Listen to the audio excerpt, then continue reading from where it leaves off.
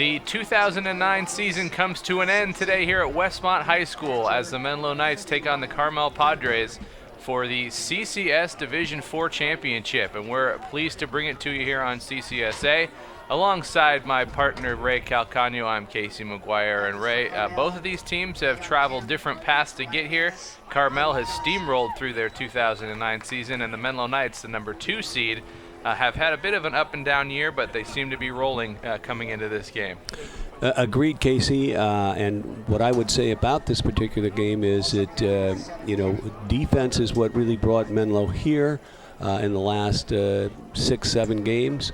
And they're going to have to play very good defense in order to have a chance here against Carmel.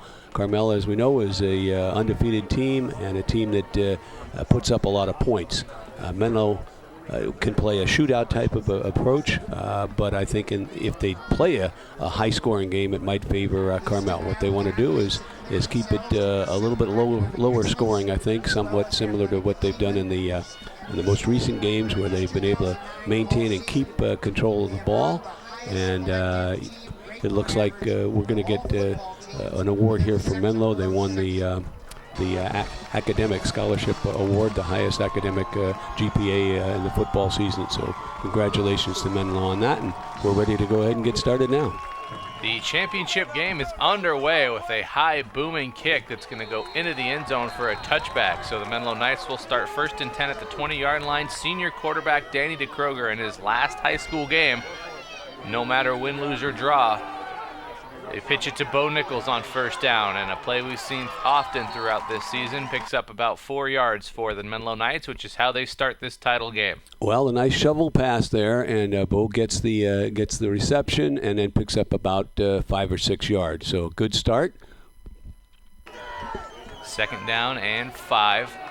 4 receivers for DeKroger, and he'll look right, blitz. And he's going to scramble himself. He's got a lot of room to the 30, 40-yard line, and down at the 45 as the first down of the game as DeKroger landed awkwardly. Looks like he's down on the turf a little bit longer there, so hopefully he's all right. Well, a nice decision by Danny. I'm assuming the coverage was good. There was a blitzer who was picked up, and then a hole opened up, and Danny goes ahead and runs for a 1st down. So a nice play there.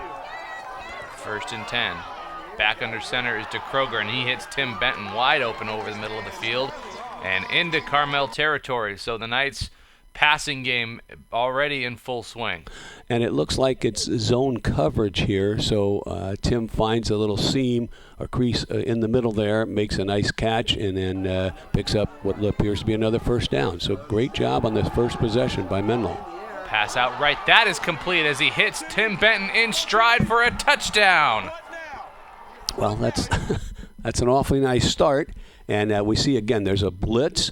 They read it, both receiver and quarterback. The ball is on target. There's no one left after Tim catches the ball, so it's a sprint to the end zone. And just like that, Menlo has the draws first blood, and nice score. So excellent game plan, and also execution of the game plan.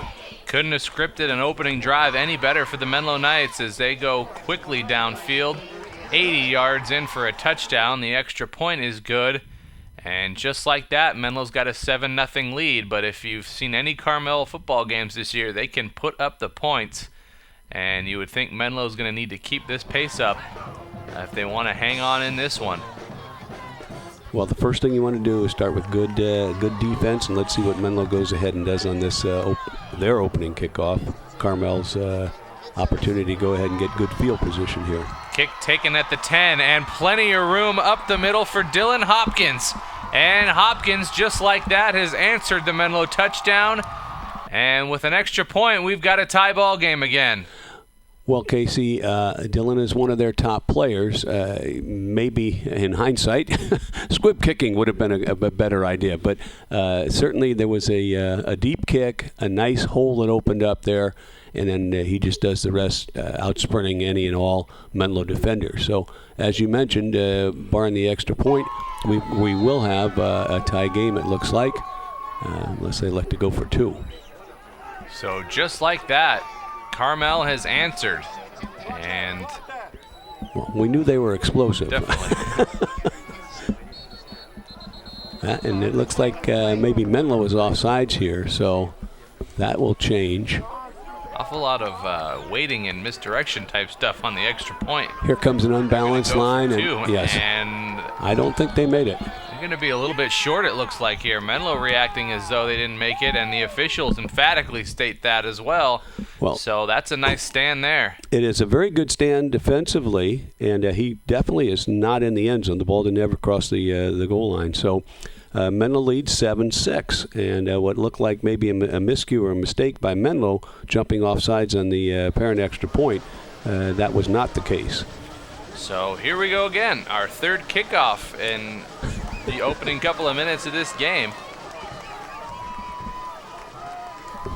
as the Padres look to send it downfield. Low line drive kick this time taken by Clay at the 10-yard line, and Robbins moves it upfield to the 30 and tripped up past the 30-yard line, where Menlo will start a little better field position than their opening possession. Well, it is, and again, this was normally Carmel kicks the ball deep and into the end zone on many occasions, or at least ones that we've seen this year.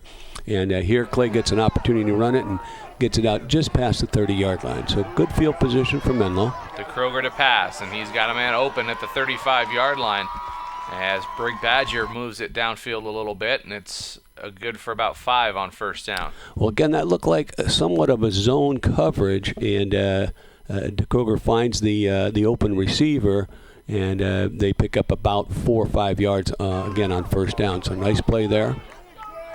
Second down for Menlo. To Kroger. Now he's going to keep it himself on a quarterback draw, and he's close to the first down marker at the 41-yard line. And that was a nice, good vision by Danny, because the defensive tackle, looped way to the outside, and he saw that and realized that there was a good movement up front. So he picks up what is a 3rd and short, and Bo does the rest, and I think he'll have the first down. Bo does look like he's got the first down. Now that's obviously what you want to do. You want to keep the ball in your hands, keep the chains moving, keep the clock moving, and keep the ball away from Carmel. So De Kroger now under pressure again. Now throws on the run, and he's got a man wide open down to the 40-yard line as he hit Carter Boyce, and Boyce is into Padre territory. Well, Danny does a good job here of avoiding a little bit of rush, buying some time, and then finding Carter right here. Nice throw, nice catch, and then make what you can while the defense collapses and closes in on you. But again, an excellent drive that's still going. So Menlo's got a first down here. Pitch it on first down to Nick Mariama, and Nick is quickly hit and taken down. Well, that looks like Bo. Yeah, Bo Nichols, but that's okay. It's going to be a loss of yards, maybe a 2-yard loss here on that toss. So Carmel covered quickly. That's one of the first actual run plays we've seen since the first play. De Kroger in trouble again, and he is going to go down and is going to be credited with a sack as he lost about a yard on the play. Pressure right up the middle that time by Carmel. And this time it looked like a man coverage, and again, good coverage downfield. So this brings up the first 3rd and real long opportunity or situation for Menlo. And they're going to call a timeout. Oh, they're going to get delay a game against the Knights. So that'll back them up 5 more yards. 3 receivers now. De Kroger pumps, looks deep down the middle of the field. He's got a man there. Caught. Touchdown, Menlo. Clay Robbins. A pass that falls in between 2 Carmel defenders and into the hands of one of the best receivers in the state, Clay Robbins, for a touchdown. Well, that's a great throw, and just as you mentioned, placed right in where it had to be, in between. It looked like almost a sandwich play, and he beats the double coverage, and Menlo scores again. So they now have an 8-point lead with the successful extra point. Let's see if they elect to squib kick it this time. So the Knights showing no signs of slowing down offensively. Not even a 3rd and 20 could slow them down on that play. They didn't even go for the first down. They went for everything. As a low line drive kick it deep again is going to be taken at the 15-yard line. This is Hopkins again, and he's still on his feet to the 40 and pushed out of bounds near midfield. A nice comeback block there towards the end of the play. Well, they did not go ahead and elect to squib it, but Dillon makes a nice return on it, misses or avoids that first tackle, steps over and kind of hurdles a man, and then makes the great run out to about midfield. So Carmel will have excellent field position. Bit of a late block, it seemed like. Option. As on the first offensive possession of the game for Carmel, a good run for Devin Pearson. Well, it's the option, and in this case, he does not pitch it. And wisely, I think the pitch man was taken. He then goes ahead and avoids a tackle, avoids another tackle, and tiptoes down the sideline for what appears to be about a first down. Yes, first down yardage. 3 receivers to the near side, and they'll hand it off to Hopkins on first down. Well, this is the offense we saw previously that Carmel runs, this kind of a spread offense, and you've got to be aware of all the possible options, either give by the quarterback, as he did in this case, keep by the quarterback, and a possible pass by the quarterback. And here's the pass play. Pearson to throw it, throwing out right. That is complete inside the 20-yard line as he hit Michael Manis for his first catch of the game. Casey, all of these plays are signaled in by the offensive coordinator or head coach, and the receivers rarely come into the huddle. So it's you've got to be prepared and ready. The defense has had a problem with it so far. There's a little cutback. Bunch receivers to the left on that play, and Andrew Kaiser, the fullback. Late flags coming out. Face mask against the Knights. That's not going to help them. Will not. So that's just a again, it's not the option, it's not a counter, but the quarterback makes the decision whether to give to that running back or to keep the ball, and in that case he gave, and then with the additional yardage, it's very close to a first down. Direct snap to Hopkins, and Hopkins inside the 5-yard line now. Well, that was an interesting play because, they do not snap it to the quarterback. They give it to the back, and the running back gets it and goes straight up the middle. They've got big splits, as you can see. Give it to Hopkins. Hopkins tries to dance inside the 5, but he's going to be dropped for a loss of yards on the play. Brig Badger came up from his linebacker position and made a nice tackle. Well, those are exceptionally large splits, and there's an offensive philosophy on that. Try to get people to come through the gaps, and then you go ahead and block them or run by them. But Menlo needs to go ahead and get a hold here. Stop. Pass out right. That's complete to Manis. He's down to the 1-yard line. Well, nice play here, both offensively and defensively. They get a good catch by Manis, and then a good defensive tackle, and Menlo holds them just short of that first down. Let's see if they can keep that. There's that same play they ran right near the for the extra Kaiser, point play. And he is in for a touchdown this time as Carmel answers the Menlo Knights score again with one of their own, and they are back now within it's 14-12. We'll see if they go for 2. They ran that same play, that same formation and same play, and Menlo was able to stop them the previous down for the PAT. This time, Carmel punches it in. It looks like they're going to go for 1. But you never know. You do not. Okay, they snapped down, and they were probably going to kick it, but Menlo jumped off sides. So now their offense is coming in. I think they will go for the 2. Yeah. Pass on the play action right up the middle, and a very nice play that time as he hits Nottencamper for a 2-point conversion to tie up the game. Well, that's, again, that unbalanced formation. It looks like it's going to be the run. They've run that play 2 times, and one time Menlo stopped them, and then the other time they were successful for a touchdown. Now they're successful with a play action pass for the 2-point play. So hopefully you took the over in this one, as it's setting up to be a high-scoring affair as it's tied at 14. As Clay Robbins is out of bounds inside the 30-yard line, where Menlo will start 1st and 10. They've been unable to stop the Knights, has Carmel, but So it's obviously going to prove to be vital, Ray, for Menlo to keep putting points on the board as often as possible in this one. Well, each offense has scored each time they've had the ball, so there's a penalty flag down now, but Danny's going to run for it. But I would say at some point one of the defenses is going to have to go ahead and make a stand. They're going to have to stop that offense. And penalties are one of the key things that will stop you. And the last time Menlo was still able to capitalize on the penalties, but here it looks like a hold call. And it looked like Danny might have gotten hit after he slid, right, and the Menlo late. crowd and Menlo bench was not happy that no call was made there. Pass over the middle is low, intended for Benton. And this, I think, is there's some good coverage here. And then Danny, I think, sees the underneath guy and maybe just, that's I think his first miss, but throwing it in between two different receivers. Pressured again. Throwing on the run over the middle, and it's incomplete, intended for Robbins.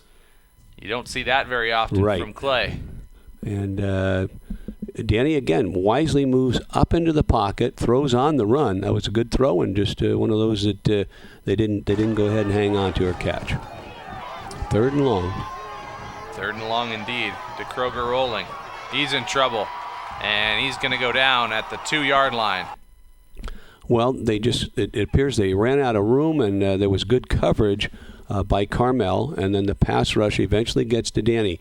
He's avoided, on every play so far, I think he's avoided the brush and has gotten the pass off. In this case, he does not. So long, very difficult situation here on 4th down and long yardage. Carmel should get excellent field position. Time winding down here in the first quarter. As you mentioned, Ray, they do not get that punt back to where the first down marker was. Right. So it's 1st and 10 now for the Padres. And you don't want to give them a short field if you're Menlo. Pitch it underneath to Hopkins, and Hopkins to the outside, 25-20. Stiff arm inside the 15 and thrown down out of bounds, and that's going to be a late hit against Menlo. Well, this is Carmel is running the little shovel pass that Menlo runs, and they ran it with very, very effectively here, and then they get the penalty at the end. So Menlo is going to have their hands full. Carmel should end up with a 1st and goal. There's the shovel pass they were talking about. But Carmel ended up with the 1st and goal inside the 10. And, Menlo needs to find the answer here to stop them. Otherwise, Carmel will take the first lead. So it is 1st and goal at the 7-yard line, rather, for the Padres. And they jump off sides there. Well, I've said it before, if you're going to jump off sides, you might as well make it worth your while. Well, yeah, but usually you want to watch the football, especially if you're over the center. But I don't know what the snap count is and how it's going, but it is going to be against Menlo. So this is going to make it a little easier for Carmel, a little harder for Menlo. And another whistle stops play. This might be motion against Carmel, and it is. It looked like they had a couple people moving actually before that ball was snapped. So we'll just reset it from the 7. 1st and goal. Actually, it's a little further back because it was half the distance. True. But here's Pearson pitches it to Hopkins. Hopkins turns the corner and dives for the end zone for a Carmel touchdown. And you're right, Ray. They've got their first lead of the game. It is 20-14. Well, this is the option, and they make a nice play here, also a good run, and a nice job of putting the ball just inside the goal line. So Carmel pops it through, and with the extra point, pending the extra point. Now, don't jump off sides when they snap down, and they make the extra point here. Extra point is good. And just like that, it is 21-14. So Carmel's defense stepped up on their last possession and held the Menlo Knights. And Menlo cannot do the same. Well, they held him with the aid of a penalty, if you remember, Casey. That was the initial thing that hurt Menlo. And then they got a sack. Here's a little pooch kick, which is interesting because it's going to be hard to return and get good yardage on it. And Mariama passed the 25, but that's about it. So a nice idea here, I think, by Carmel, and now it's Menlo's turn to go ahead and answer. And since Menlo's defense has not stopped them yet, I I would recommend a score here. That's what I would say. We need to go ahead and put one in. Robbins in motion to the near side. They give it to Nichols, and Bo slipped up at the 25-yard line, and he'll lose a couple on the play. Well, that was an inside pass rush, and unfortunately, Bo tried to make a little cut, and that was really covered. So, end of the quarter, we're starting second and about 12. First play of the second quarter, DeKroger rolls and throws on the run, and it's incomplete, dropped at the 40-yard line. Well, that's unfortunate because, again, Danny moves out of the pocket here. I've been impressed with his throws on the run. He's helped his cause by moving a lot on the pass rush. This is just a three-man rush here. He's in trouble again, scrambles and now throws it deep downfield. He's got Robbins down there, but it's just out of bounds. Clay tried to keep a foot down, and it went off his fingertips because of that, and it'll be fourth down. Well, this is, as I said, a three-man rush. It eventually gets to Danny. He avoids that and then decides to go for a big play. And unfortunately for Menlo, I think even if Clay had caught that, he may have been out of bounds. So this brings up a fourth. So, and Menlo needs to get a good kick, otherwise Carmel will again have excellent field position. And a bit of a delay on the punt, as we've seen throughout the year. And he goes down at the 46-yard line. Well, that enables and allows the coverage to get downfield, and that's a wise decision there. But it may have taken a little bit off of the punt. But Carmel's going to have it short field, and Menlo needs to go ahead and get a stop here, less than 50 yards away. Again, great field position for the Padres, and they hand it off to Hopkins on first down, and he dances inside the 40. Well, that's the counter tray, what used to be called the counter tray. You'll see the guard and the tackle from the offside pull and lead up the hole, lead the back through. And Dylan does a nice job behind those big blockers. So he's going to bring up second and short. Pass out right, that's complete. As Manis down to the 30-yard line, and he's got a first down for Carmel. Well, those are the trips, three to the right. They throw the ball out here, and the other two are blockers for the third receiver. So very nice play, and I've been impressed with the way Carmel has mixed up their run-pass package. First down for the Padres. They pitch it to Hopkins underneath, and Menlo is there to sniff that out quickly. Right. And he lost about 3 on the play. Well, this is a shovel pass. Again, something we've seen Menlo run, and Menlo was not fooled or surprised by it. So nice play defensively. Let's see if they can get another. This is one of the first negative yardage plays, so let's see if they can get another one. Deep pass down the right side of the field, and that is incomplete. Intended for Manis, who was streaking down the near side, or the far side rather. There's good coverage on the play by Menlo, however, so it would have been a very nice throw and catch if it were to be completed. So this brings up the third and long, and this is one of those where Menlo has to make the stop.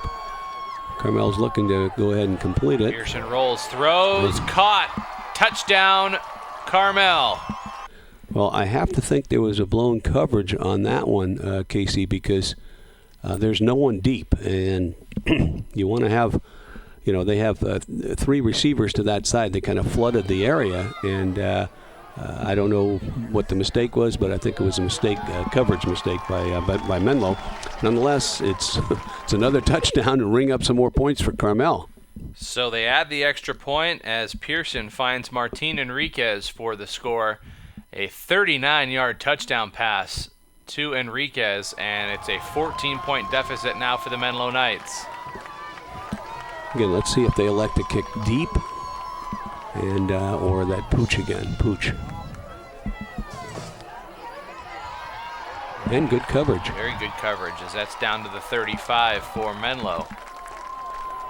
So one of the differences, Casey, in the first half so far has been the field position for Menlo and for Carmel.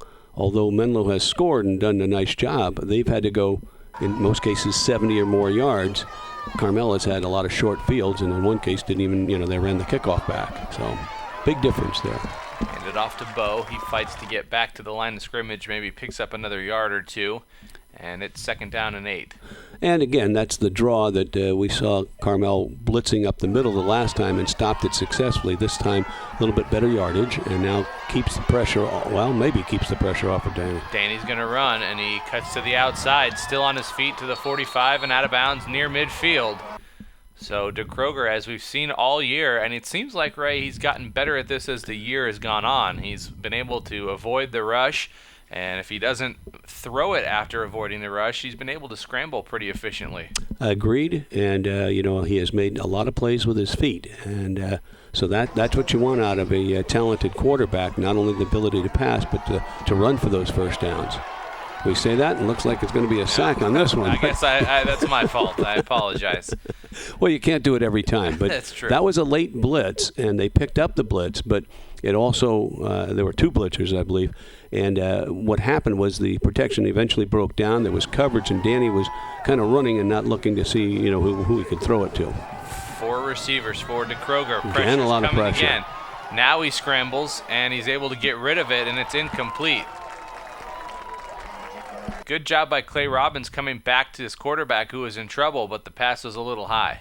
Well, this is again, Danny is kind of running for his life, getting out of the avoiding some tackles and getting away from the pass rush. But Carmel has decided, I think, to kind of put that pressure on, and the last 2 times they certainly have. 3rd and 20. Nice. Ooh. Give it to Bo, and he is hit and dropped. Might have lost a couple more on that play, and Menlo will have to punt.